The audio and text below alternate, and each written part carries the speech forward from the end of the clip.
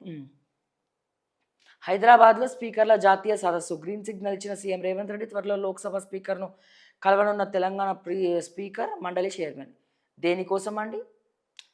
అసలు స్పీకర్ లాగా మాట్లాడతలేరు కదా! స్పీకర్ గారు మాట్లాడుతున్నారా? మా తెలంగాణ ప్రజలే చెప్పాలి. ఆ! సీఎం సోదరుడికి సిట్ పిలుపు. ఫోన్ ట్యాపింగ్ కేసులో నేడు సాక్షిగా విచారణకు హాజరు కావాలని కొండలరెడ్డికి నోటీస్. అబ్బా! నేనింకా పేపర్‌లో ఫోటో చూడగానే కొండలరెడ్డి అరెస్ట్, భూదందా అని వార్తుంటదేమో అనుకున్నా. ఓహ్! విచారణకు పిలిచిర్రా? ఆహా! బీఆర్ఎస్ ఎమ్మెల్సీ నవీన్ రావు తండ్రికి నోటీస్. మాజీ ఎమ్మెల్యేలు జైపాల్, చిరుమర్తి లింగయ్యకు సైతం.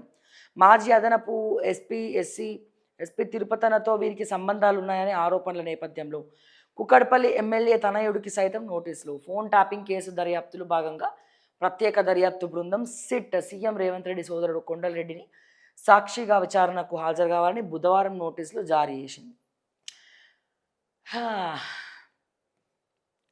ఆ 38 మంది మావోయిస్టుల ఆచూకీ ఎక్కడ? 26 మంది మావోయిస్టు సరెండర్. వారిలో కీలక మహిళా నేత హేమ్లా లక్మా. కరీంనగర్లో దేవా షెల్టర్ సరెండర్కు ముందు జరిగింది ఇదే. తెలంగాణలో ఉన్నవారు 17 మందేనని డీజీపీ ప్రకటన. గత లెక్కల్లో మాత్రం 55 మంది ఉన్నట్టు వెల్లడి. 38 మంది పార్టీలో లేరు, కుటుంబాల వద్ద లేరు. పోలీసుల వివరాలను ధృవీకరించని మావోయిస్ట్ పార్టీ మిస్సింగ్పై సోషల్ మీడియాలోనూ కూడా జోరుగా చర్చ. 38 మంది మావోయిస్టుల వివరాలు. ఇది పరిస్థితి.